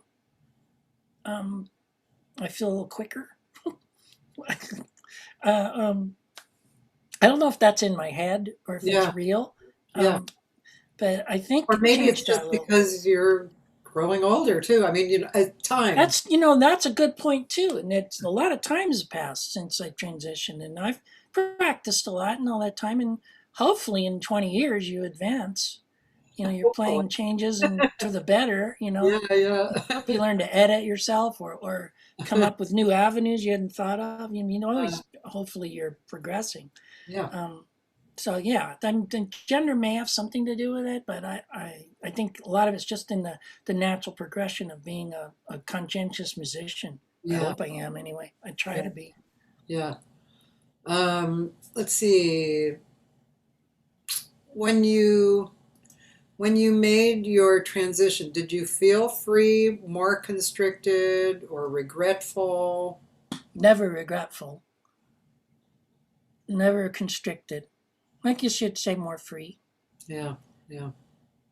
Yes. Zena said, um, I loosened up quite a bit and felt freer in playing, in engagement with the audience, and my groove and musical choices felt expanded. Who said that? Xenia? Oh, okay, Yeah. cool. That's very similar. Yeah. And then have a comment about your cats. It's lovely when animals respond to music. Cows love and respond strongly to music, as do elephants. Yeah, I've seen a lot of videos about cows. They're just like so immediately attracted to music. There's a friend of mine, I think it was George Sinclair tells this story. He's back in Philadelphia, that he has pulled his car to the side of the road and it was by a turkey farm. And I don't remember if he was, I think he was singing, and like one turkey is kind of on the horizon, and he's singing. This turkey starts running to him, and before long, like 1,000 turkeys come over the hill and want to come down there, and they're all gobbling at him. Yeah, animals do respond to music. My Bluetooth likes, like, I have this app on my phone, but if I play music on my phone or something, and he'll come from the other room and check it out. My other kitty's pretty sick right now. Oh. She's pretty out of it today.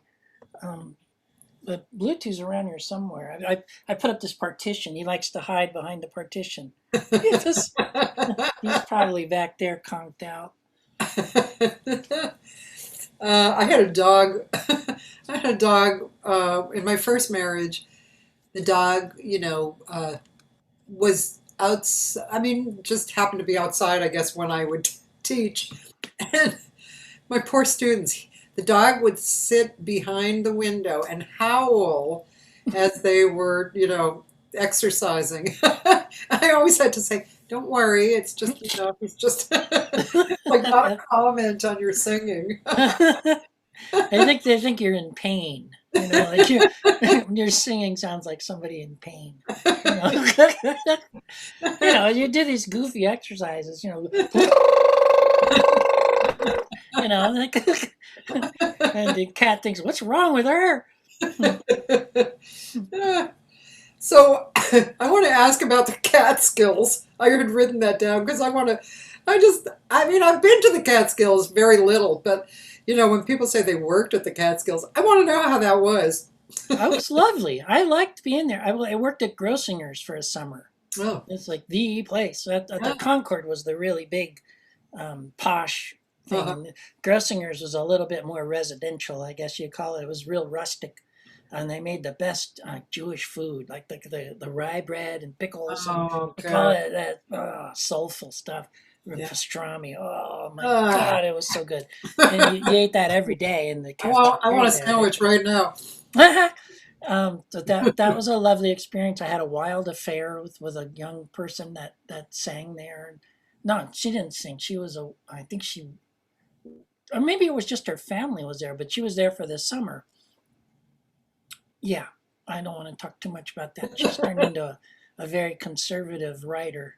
She writes for a very well-known publication, and I shouldn't say too much. But she was one of the first people I shared myself with, that knew about me. So I have very fond memories of Grossinger's because of that. But I was playing in a, I don't know if I would even want to admit this. I was playing in a band that was like a road band and played in supper clubs around the country. And the singer was this older black gentleman who wanted to be Pearl Bailey. Sang with this really deep baritone voice, but had all the mannerism and affectation of Pearl Bailey. If you can imagine this. And we had these twin sisters. They were about 6'2", and they were adagio dancers. They'd throw each other around on the stage and spin around in the air. It was incredible. And then this band, it was the guitar player was a music director, and just guitar, bass, drums, and 3 horns. and I traveled around a bunch with them. And we were in residence at Grossinger's for the summer, and we do ride outs to the other resorts and play shows out there. And we would do a weekly show at Grossinger's. Yeah, those were the days. That band was really depraved. I had a lot of really strange experiences playing on that band. Oh boy, I spent a winter on Miami Beach with that band. Gee. What used to be the Playboy Hotel, then it was the Conover Hotel, and I had a room right on the waterline. It was just, oh, it's great. Wow. That's another long story, but The but Playboy. The Playboy land. segueing from the Catskills. I also spent a fair amount of time at the Mount Airy Lodge in the Pocono Mountains playing in the staff band there, Now the playing with my Pocono kind of Mountains, acts. I didn't really know about them. Were they like the Catskills? They were strange how people think, but the Catskills were very Jewish. A Yeah. lot of the resorts were more Jewish oriented, and I think the Poconos were more Italian oriented. I want to Oh, say Italian. I don't, may be wrong, yeah. but they were the ethnicities were different, but the vibe was similar. Um, and I played in the house band at the Pocono in the Mount Airy Lodge, Uh-huh. and there are a lot of funny stories about that gig too. And I had an apartment over a carriage house in this beautiful house in the woods, and I was practicing my string bass, and like there'd be, you look out your window and there'd be snow all over the place, and about 500 deer standing outside your while you're playing. I mean, oh, Yeah. it was the best. I really, I woodshedded in the woods. It's literally in the woods. Fantastic. Uh, I was a great time, and I learned a lot there. But after that is when I went back to Philly yeah. and would stay with my family for a little while and got back into playing ball. Yeah. Yeah. Let's see. Who are your greatest inspirations as bass players? Good question. Hmm. Well, the one I've listened to and made a study out of the most is probably Oscar Pettiford Uh-huh. and Ray Brown. Those two guys, I've probably studied their playing more than other players. And because they're both coming out of a similar method than the one I learned. Yeah. Um, and I could relate to them really, really well. And Oscar Pettiford was such a great all-around musician. He was a great composer and arranger as well as a bass player, and that appealed to me. And he's just physical players, really dug in, and I love this feel. He's not as well recorded as Ray Brown is as far as recording quality on the records that you hear. Oh, really? But boy, when Ray Brown was playing with Oscar with Herb Ellis, or then later with Ed Thigpen, they, boy, they reached a level that very few people do. There was an Oscar Peterson record called Affinity that I bought as an LP. I bought it at a Woolworths for 99 cents. And I played that till the grooves fell out. Oh, it was so good. That changed my whole approach to playing. I had listened, I came up playing in these rock bands, and I was getting into prog rock a lot, and listening to Gentle Giant and Yes, and the earlier versions of Genesis, and just those bands were real interesting compositionally, and their approach was real musical, and it was beyond what I could just hear and play like I had been doing up to that point. So that's one of the things that inspired me to study, was listening to that prog rock stuff. So there, Chick Corea made a record. It was after Light as a Feather, this first like electric record, the Hymn of the Seventh Galaxy Yeah. album. Yeah.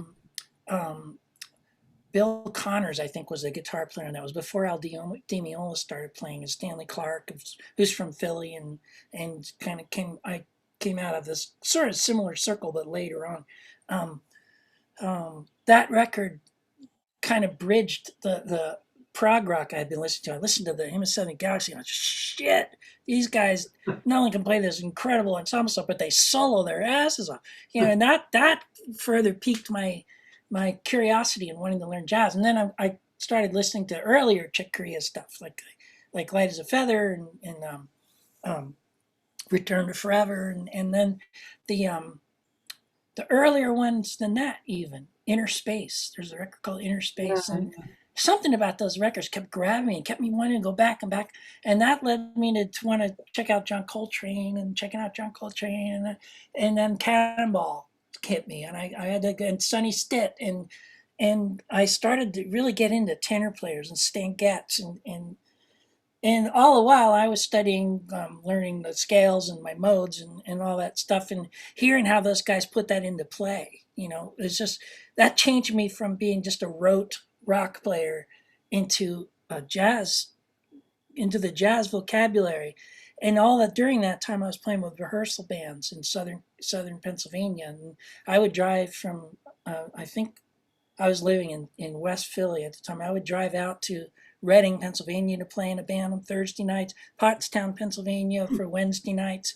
And, like every week, playing with these older musicians that showed me how it should feel. So I was listening to all this stuff, but now I had people that's what's missing for a lot of women, I think, these days, is like, it's getting better, but in those days, no, none of those bands had any women in them or any women anywhere near them.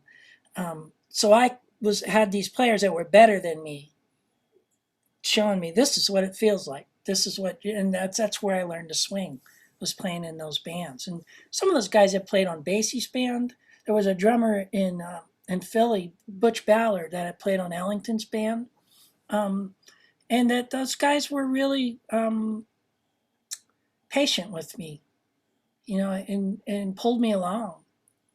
Really, and that's the way things were in Philly. That the older players kind of looked out for the younger players, and they gave you pointers. Everything was learning.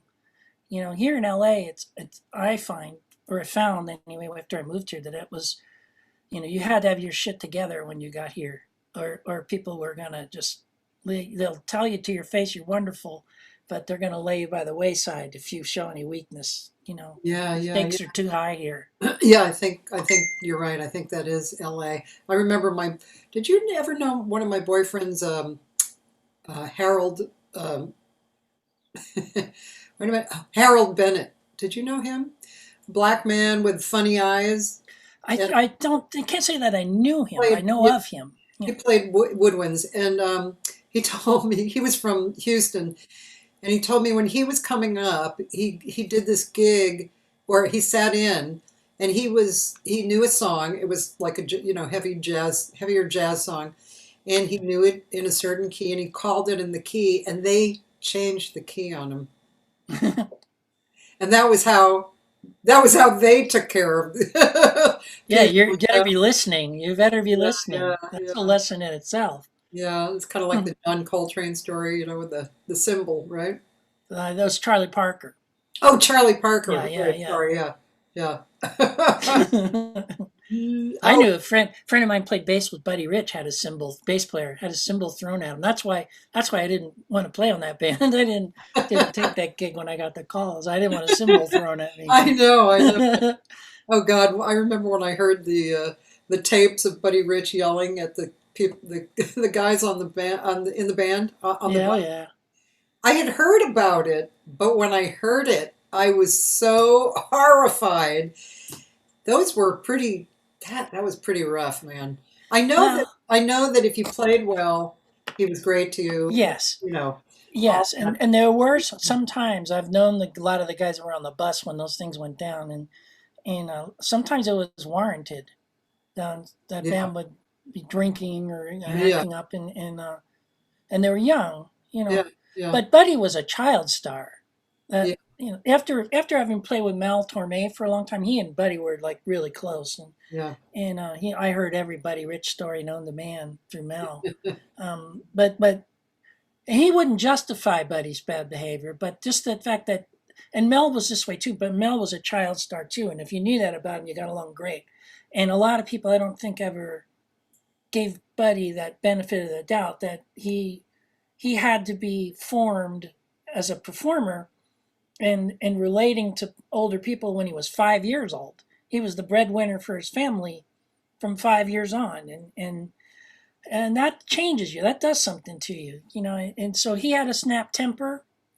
He thought he was like a child. He was a child in an adult's body, and his temper would reflect that.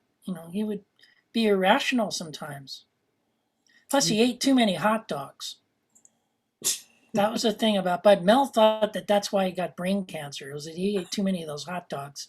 He said they'd be walking down the street in New York, and you couldn't go past Pink's. Well, not Pink's. What's that place? Gray's Papaya. He couldn't go past one of those things without eating a couple of hot dogs. He just had an addiction for hot dogs. He loved them. He ate them all the time. And Mel thought those nitrites like fried his brain. Wow. Who knows? Have you written a book? My friend Kang is asking. Yeah, I haven't attempted to get it published, and it's not finished. Every person that goes through being trans and having to have surgery, you have to be counseled. You need to get a counselor and a psychiatrist to sign off on your surgery letter. And your counselor asks almost every person that I know that's gone through, the gatekeepers, or what they called, in order to get to have a surgeon accept you. You all have to write your life story for your counselor. You have to put it in writing.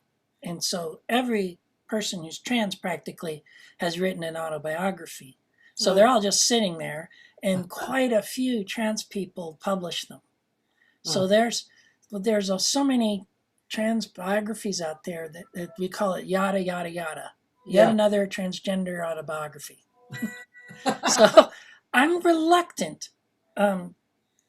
I've had people who looked at my manuscript and say, this is worthy of publication, you should do it. And I don't know. I agreed to have a documentary made about me back in 2007, which became I Stand Corrected, which was put out in 2012. Andrea Meyerson directed and produced it. And I felt that was probably the best way to tell the story.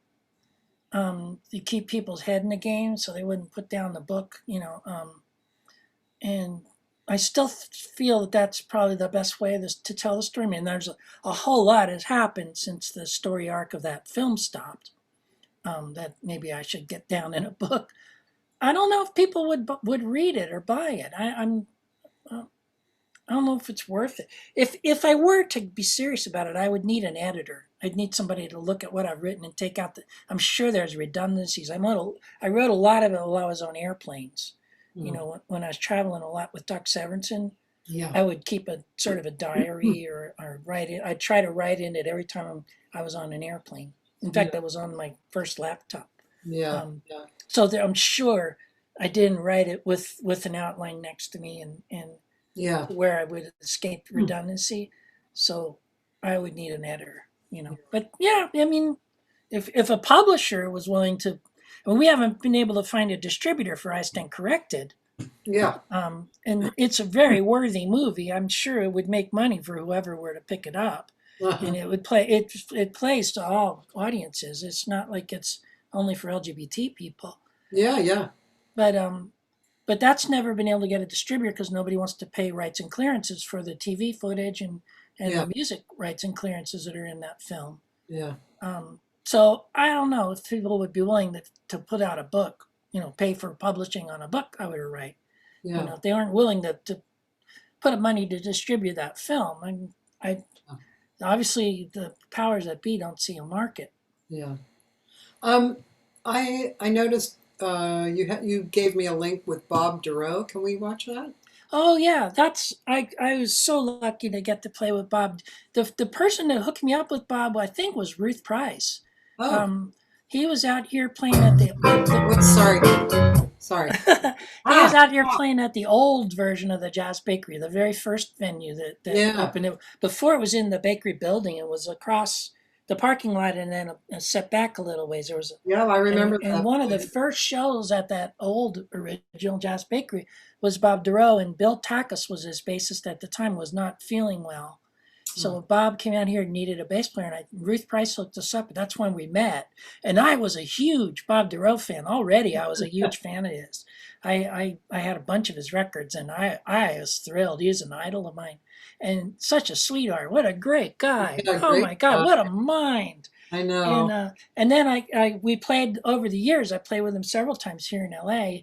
Yeah. And then I moved back to New York area for a couple of years there. And I was living in the Pocono Mountains. And East Stroudsburg, just north of Pocono Mountains, and played at the Deerhead Inn a whole bunch of times. And Bob asked me to play with him at the Deerhead Inn, and that was like, I've made it. I'm playing at the Deerhead with Bob Durrell.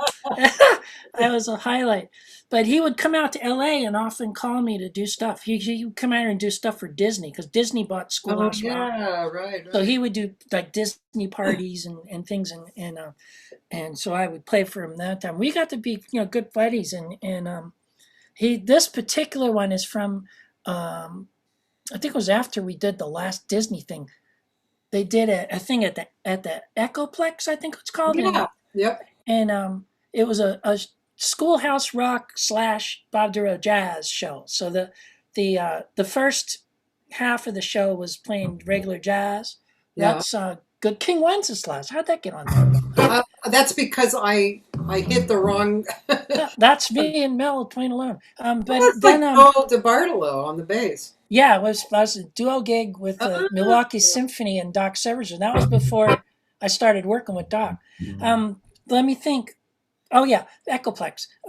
So the first half of the show was jazz stuff that Bob had written. Nothing Like You and all those Devil May Care, all those great tunes he wrote. Yeah. And then we took on intermission, and the next was Schoolhouse Rock with a screen with all the animations from Schoolhouse Rock. Oh wow. Playing behind us, and so this is one of the Schoolhouse Rock tunes. Okay. Cool. It's like a face heavy feature. So okay, unpack my adjectives. Adjectives. Unpack my adjectives. Cool.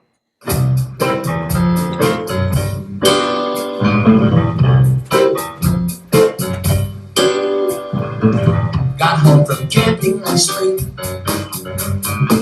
Saw people, places, and barely had a ride. Just to describe the people, places, and every last thing. So I unpacked my adjectives. I unpacked frustrating first. Skin found the word worst. Next I inside the end, and I invited in, and I was ready to tell them my tale. Cause I unpacked my adjectives, little words, you need to describe things, handy words to carry around. Days are sunny or rainy, boys are dumb or brainy. Adjectives can tell you which way. Adjectives are often used to help us compare things. Say how thin, how fat, how short, how tall. Girls who are tall can get taller. Boys who are small can get smaller. And ones who are tallest, the young get smaller. We got along without the air. Bear. He was a hairy bear, he was a scary bear. We need a history. Described him with adjectives. There was one big ugly bear. You can also make adjectives out of the other parts of speech, like nouns and verbs. All you gotta do is tack on an ending, like if, or ish, or airy. For example, this boy can grow up to be a huge man, but still have a boyish face. Boy is a noun, but boyish is an adjective. Next time you go on a trip, remember this little tip. The minute you get back, they'll ask you this and that. You can describe the equal places and things. Simply unpack your adjectives. You can shout it with adjectives. Tell them about it with adjectives. You can shout it with adjectives. You can tell them with adjectives.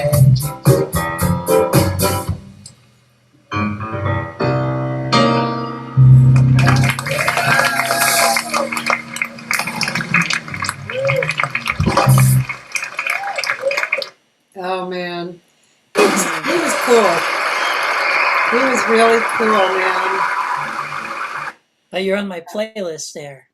I know. That's my YouTube channel. I've got all these playlists. That's the other videos playlist.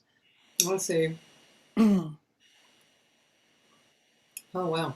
Yeah. me playing with other people. Then there's a featured videos. That's my stuff. This right here. No, that's the other videos. That's also Oh, I me see. playing with other people. I see. Mm. Yeah, Hey, do you have any of the uke trio? Yeah, there's one I sent you in the first email that I sent. That we just did one of these COVID isolated videos. That's the Yeah. where we recorded privately in our homes, and Abe Lagramus Jr. put it together. Yeah, Orange is the New Red is my new hit tune, but that's El Comanchero there, Left Coast Oh, Ook. okay. Yeah, I'd like. We just did this last week, I think. You got to see this, you guys. Abe I'm sorry. It's Abe and and Jeff Linsky. Jeff Linsky, right? Okay. Mhm.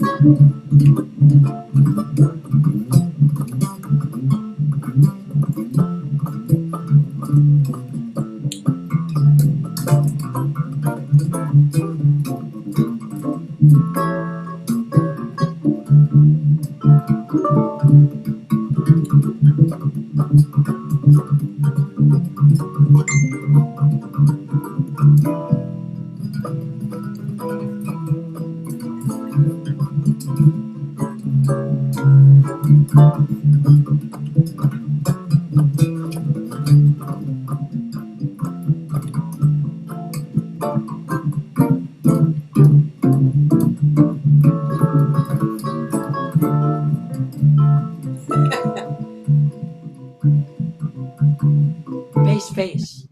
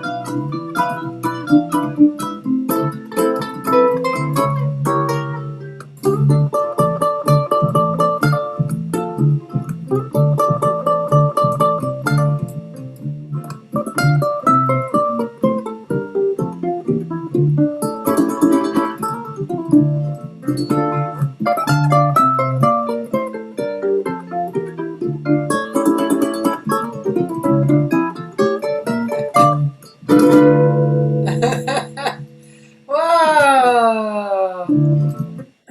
Oh, there's. That's just asking for money there.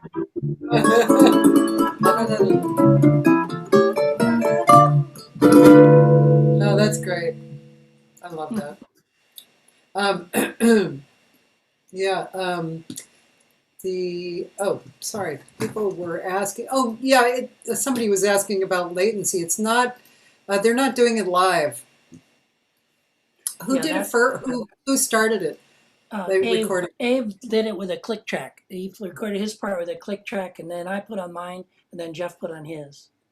It's all done one at a time, and he puts it together in Logic, which I'm trying to learn right now.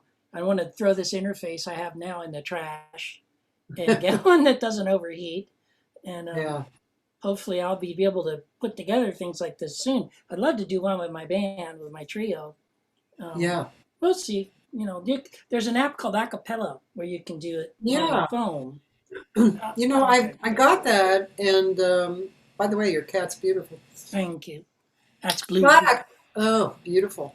Hmm. I got acapella, and I never really opened it and used it. I haven't yet either. I wanted to get there's some adapters you can buy where you can hook up your microphones and plug them into your phone. So you're not using the phone microphone, you're using more sophisticated microphones. And I have some really good ones. But unfortunately, this interface I bought is not working. Yeah, yeah. Yeah, so I mean, that's like the whole new thing. That's like I was telling you, that's the next step. Actually, you know what I've been doing in the last 3 days has been I've been opening iMovie again. You know, I did that so long ago. I was like, I don't, and really I'm just jury rigging. But anyway, I'm kind of smart jury rigging. But I'm making 2 movies. I wrote a song for Barry Zweig, Aww, and yeah, and John Leftwich and Pat Kelly and I recorded it, and so I'm putting pictures with it, making a nice movie, and also nice. actually maybe you'd be interested in doing something. I don't know if anyone's asked you yet, but so I'm on the advisory board of the California Jazz Foundation. Mm-hmm. You know, that's the one that gives people money for. Yeah, I know A.G. Bronston's a good friend of mine. Yeah. So what they're we're looking for is, you know, we were going to honor Johnny Mandel, and Billy Mitchell. Those were the honorees for this last uh, event that didn't happen, fundraising event. And so we're making it an online in September. And now we're looking for either, relatively short, nice videos of music relating to one of those people, and or even just a speaking video on how Mm. Oh, valuable the I'd foundation. be honored. Are you kidding? Johnny Mandel was a hero of mine, good friend. He came to my birthday party a couple years ago. I turned 65, and I did a thing with my guitar trombone trio at Coffee Gallery here, and Johnny Mandel came to the show, and I had a birthday Wow, party after the show, and he came to the party and hung out with us, and I've he known was Johnny such a Mandel nice since guy. 1984. I met him at Wow. Dante's. Oh, Back then when I used to play at Dante's with my band, and also quite a lot with Jack Sheldon and Bill Watrous played there. Lots of people. Um, but Johnny Mandel would come and be part of back in the jazz jury at Dante's. I don't know if you remember that. But Dante's was a great layout. They had a bar, no. and then you could sit at the bar, and then there was plexiglass between the bar and the bandstand, so people could talk at the bar and not bug the people that were trying to hear the music, and they would say nasty things behind that plexiglass. So we called it the jazz jury. You know what? I worked there as a waitress, Really? In 75 the to city? 77, and there wasn't plexiglass there then. Oh, But there might have been like a little bit of a something, but I don't remember like a full plexiglass thing. But maybe I don't remember. no. I got here in '83. I got to Oh, LA in okay. '83. I started playing at Dante's around the end of '83, '84, and Yeah, I well, played maybe there a they lot. had it then. I don't remember because I didn't I, go in too much at the towards the end. I used to Carrie, well, the guy that owned Dante's, was notorious for leaving the club before he paid the band. Yes, he was. And I would, there were several times I camped out on his front door at Dante's, and he'd come waltzing back in at about 4:30 in the morning. I Did he say, give you? Did he give you Gary.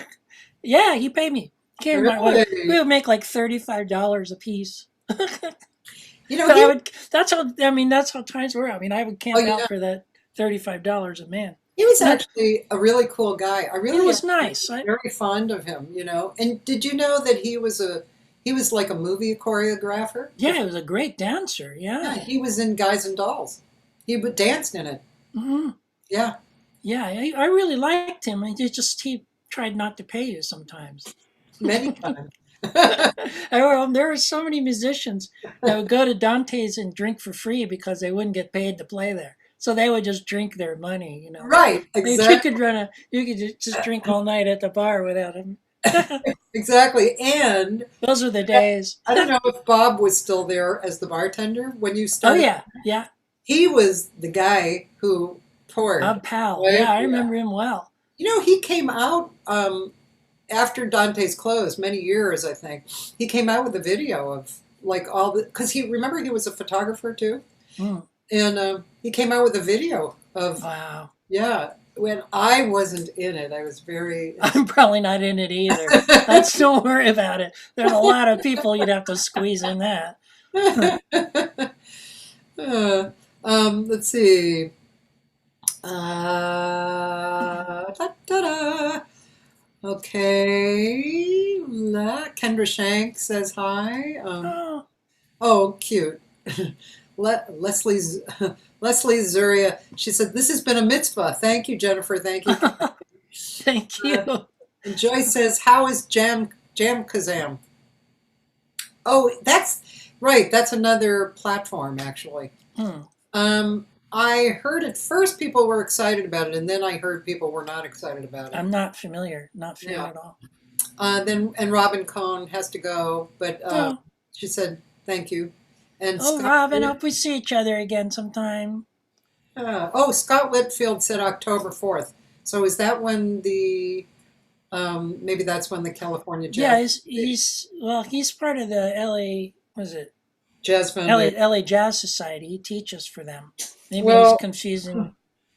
oh, um, I don't know. Well, okay, maybe. I There's don't all have these my list. .orgs. Yeah, I don't. We had a meeting yesterday, but I don't know that I wrote down the date, or maybe we haven't decided on the full date. I'm not sure. Hmm. But anyway, we'll talk about that, and Is that the virtual? That's when they're going to release the virtual tribute. Oh, yeah, well, I'd be honored to be able to do something for that. That would be wonderful. that would And be all great. my interface is supposed to arrive on Tuesday. Basically, Cool. oh, you sound bad. Have you been tested for COVID? I have a 20-year chronic cough. I know what that's like. I don't know if everybody, I mean, a lot of people watching know that, but yeah, I Hmm. use Vocal Zone, which I get off of Amazon from England, and this is the only thing I found that will stop immediately my coughing. Ah, But I've tried for many years. I've tried many different things, both Eastern and Western medicine. I mean, what- I've tried everything from where did rheumatoid you grow up? Where did you grow Boston. up? Boston. Well, that could be. I grew up in Reading, Pennsylvania, and across the street from a coal burning power plant, and both my parents chain smoked. My dad smoked pipes, and my mom smoked cigarettes. And I feel like I've got COPD to this day. Wow, Like, and when I cough, it goes deep into my chest. It's like a croup. So wow, I try to avoid getting colds or coughs, and that's one of yeah, the reasons I'm not going outside right now. I'm susceptible to that stuff. yeah. Mm, I'm sorry. I'm I'm very healthy and overall, but this cough, goes gets worse, bad. Mm, I've tried various things for lengths of time, and usually it changes a little, my cough, and but then it always remains. So I obviously haven't touched on the right item. Right now, I'm trying mm, some body therapies, which I can actually deliver myself. There's something called havening, which oh, is this, and you like stroke oh, yourself, and you stroke like that, and then also medians, Japanese medians in the fingers and the hands, and also the rest of the body, and I actually do think some things have been shifted, and what these do is they actually bring up old stuff that hangs around, which I believe in. Like childhood trauma, or mm, if you think about it, when you're a child and you act a certain, things are happening, and for survival, you act certain ways, right? And they they don't necessarily change ever. mm. They get in your DNA basically and keep What happening. what happens if you like do intense physical exercise? Does it make you cough, or does it help the cough go away? Uh, it's both because I actually started going to the gym, and That's what helps me the most. Is if I avoid all these kind of lung issues if I exercise a lot. ah, And I'm a senior, so I have silver sneakers with Medicare. So I had a membership to LA Fitness, so it's free with Medicare.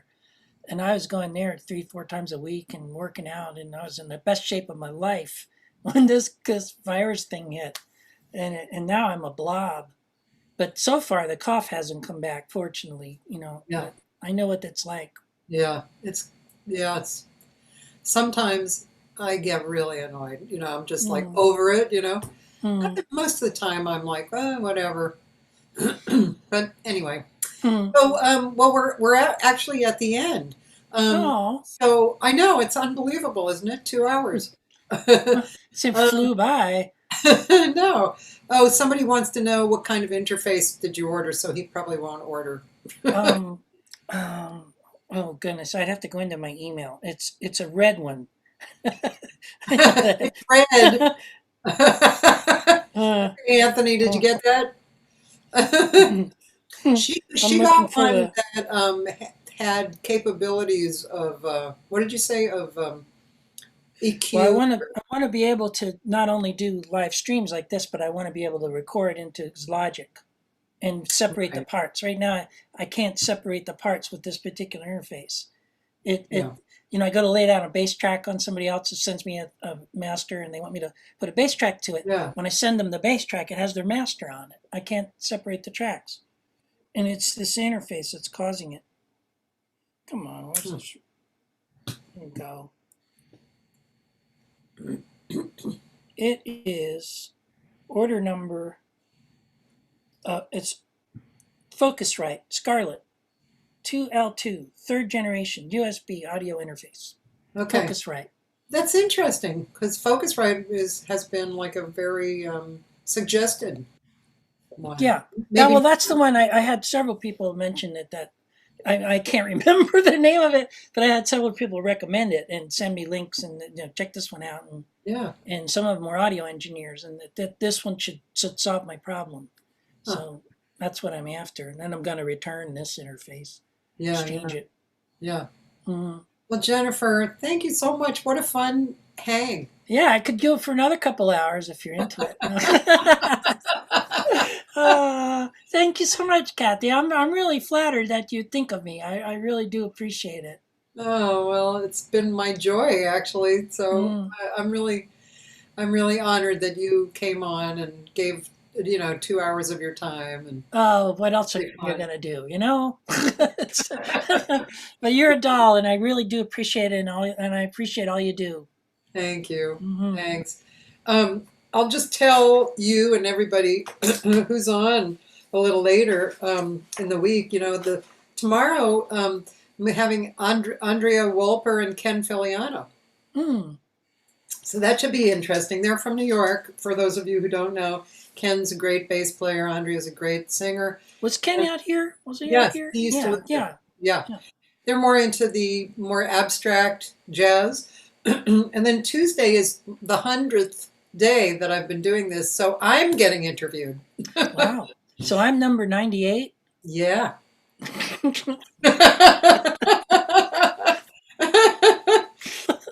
There's a joke in there somewhere. My ego's hurting.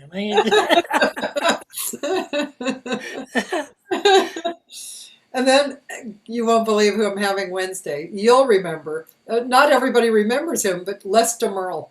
Oh, the less DeMerle, the better. No, sorry. That was Jake Hanna used to say that.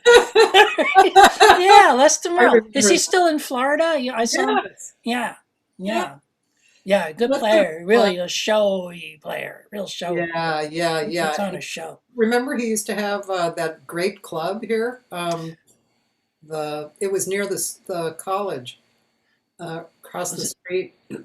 I don't remember that. Was that before I got The here? Cellar? Was that what? I think it was called the Cellar. I don't know. I saw him, and I was playing with Mel Torme at a booksellers convention at a Ritz-Carlton on Amelia Island in Florida. Yeah, that's where. And Les DeMerle had the house band in there. He was playing in the lounge. And his wife. Yeah, we got to hang out a bit on that. His wife, I don't know if she was singing. His wife, Bonnie. Yeah, She's I think so. Great singer too. My friend in Italy said thank you. She didn't know of you, and she loves you as a musician and a singer. Oh, thank you. A person. We didn't play a whole lot of me singing, but thank you. Check it out. It's all there on it's free on YouTube, but it's all over Spotify. Yeah, that's going to be cool. And Friday is Calabria.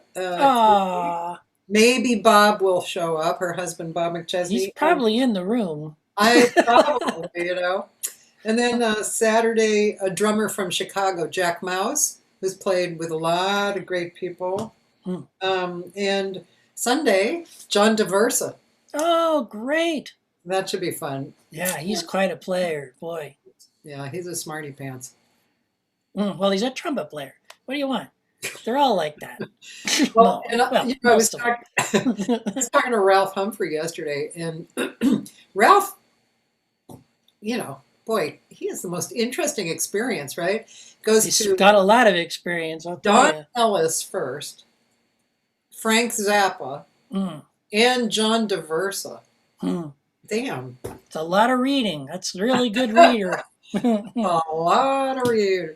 Oh, so my friend actually who complimented you, she checked you out on your YouTube and subscribed. Thank you. Her name is Eva Simontaci. I actually did Eva. her this week. She's in Italy, and she's a great singer and a very strong community builder. She's a really good person. Yeah. Very nice. Thank you. Okay. Oh, I don't want to say goodbye. Oh, Kathy, it's been great. Thank We you. can call and hang too, even more. That'd be great. I'd love it. We'll do this without everybody in the world watching us. Yeah, yeah, man. Okay. All right. Well, love you and thank you Love you everyone too. for tuning in and Kathy for hosting. I'm really honored. Thank you. Oh, you're welcome. Thank you. Bye Bye, bye. everybody. Have a good day.